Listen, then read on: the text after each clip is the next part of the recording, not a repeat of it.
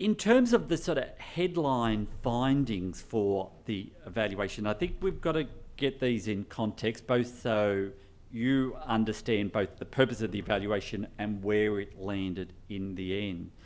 The terms of reference that we were given by HMAC essentially were to determine two things: whether the guidelines and procedures were fit for purpose and whether they could be consistently applied by registrars in each state and territory. And essentially on both of those, our conclusion was in the affirmative, that the guidelines and procedures for registration were fit for purpose.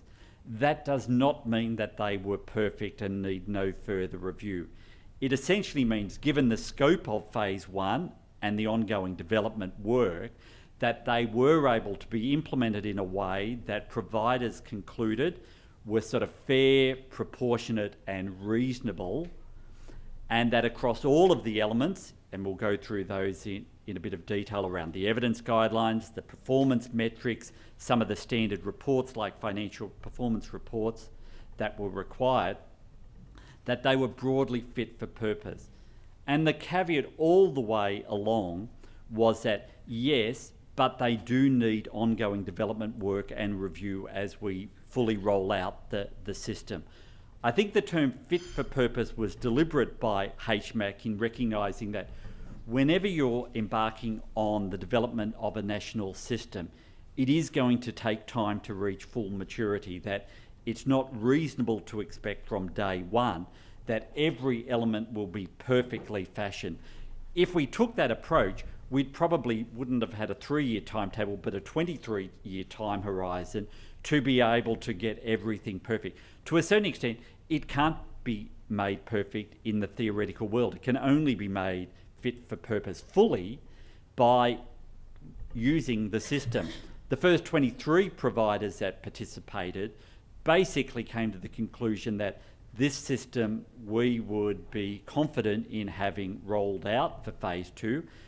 We need a commitment, though, as part of that, to keep doing the ongoing development work. And providers who participated had a range of suggestions for how that needed to happen, some of which have already been addressed and built into the system, some of which are some ongoing recommendations that we'll talk about.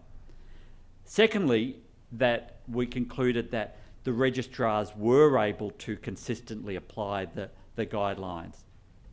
Were they perfect in doing that? No, I don't think so. We had a section in the evaluation report where we reviewed all of their final determinations and raised a number of issues around are we all applying the sort of same sensitivity to risk? Are registrars presenting their evidence around the findings in the same way? And there were some improvement opportunities there. But the overall conclusion were that they did consistently apply the guidelines, and that if another registrar had undertaken the assessment and we flipped it over, we were confident that it would have led to the same conclusion that had occurred. But again, there's opportunities to be able to improve that. There's a need for more quality control in the processes, and there's a range of recommendations made about this. I think importantly, the middle headline finding is that from the 23 providers that participated, there's strong support from them for transitioning from state-based regulatory, be it statutory or administrative regulatory systems, to the national system. I think a lot of those providers went in unsure what it would be like. In broad terms, those that had existing regulatory systems, such as the ACT, Victoria, New South Wales, sort of said, well, this looks pretty familiar to us. There's some changes and we've had to do some more work in some areas, but this looks like a regulatory system that we're broadly used to.